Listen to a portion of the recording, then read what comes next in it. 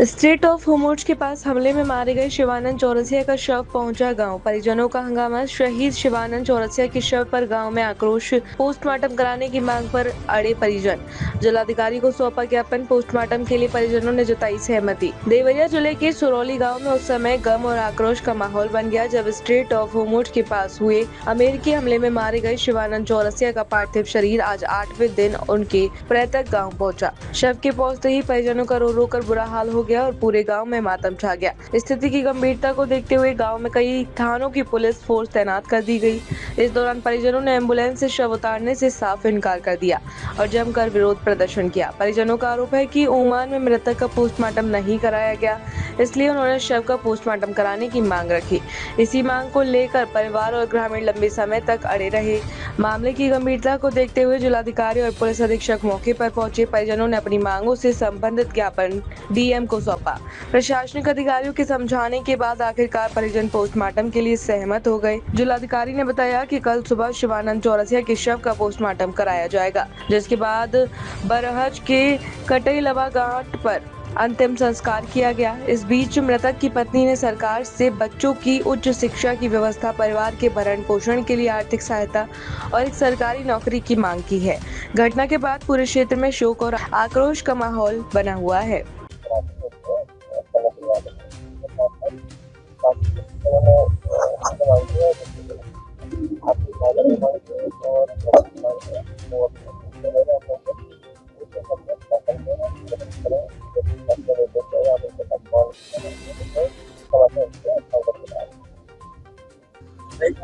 ये देखिए, बहुत ही दुख की घड़ी है।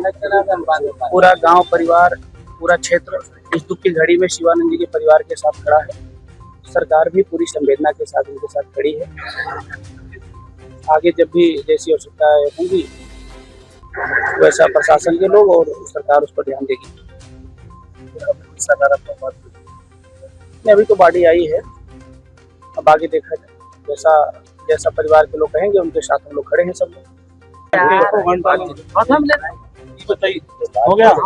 क्यों बताइए, 100 आ गया है आपके बेटे का, क्या कहेंगे आप? क्या काहे उतर नहीं रहा है? हम कुछ नहीं कहेंगे, हम ऐसे कि हमारा पूरा परिवार गिरा हुआ है। अच्छा, हाँ। 100 उसमें कब उतरेगा? क्या मांग है? जो सरकार का इच्छा हुई तुम दे। आपके कुछ मांग बांटे हैं? हमसे कुछ मांग है? हमसे कुछ। तो कब तक मतलब लोग भीड़ जुटी है? तो बिहार तक ले हुई। अच्छा, हाँ।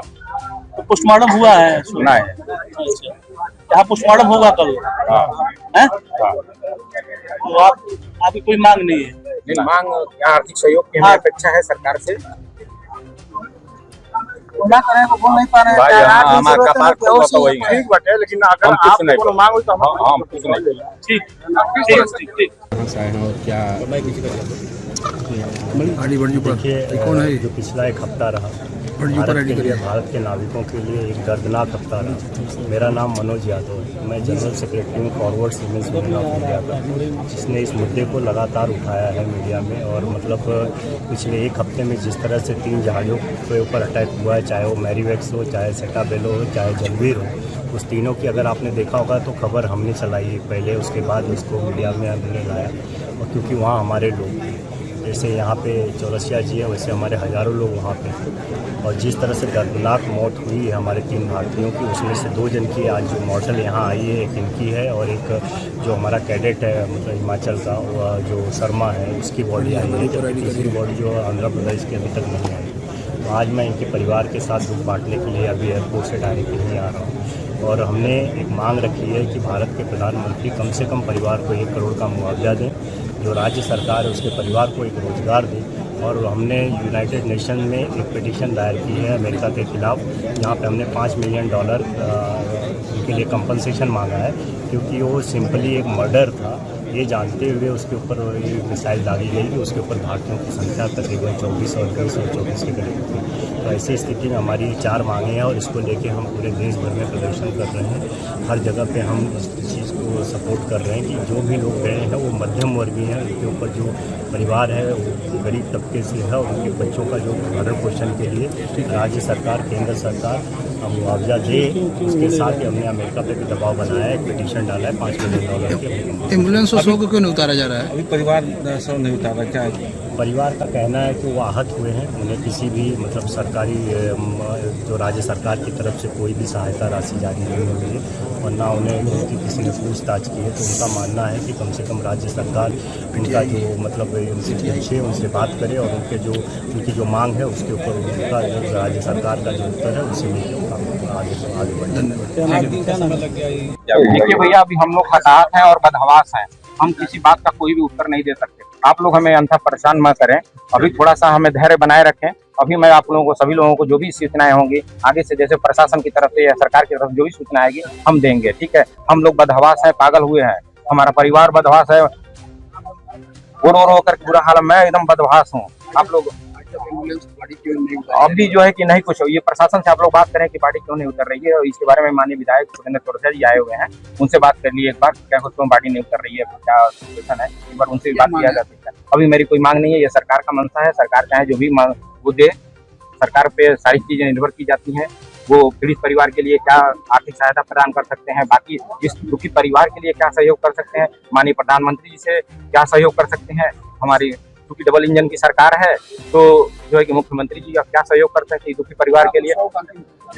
अभी सर उसके बारे में हम लोग कोई बात नहीं कर पाएंगे, तो के बारे में अभी जैसे होगा प्रशासन की तरफ से कोई भी सूचनाएं आएंगी तो आपको बताया जाएगा। क्या नाम है आपका? मेरा नाम अजय कुमार चौरसिया है। आप कौन है उनके? हम उनके मामा हैं। और बाकी को रखा गया क्या है,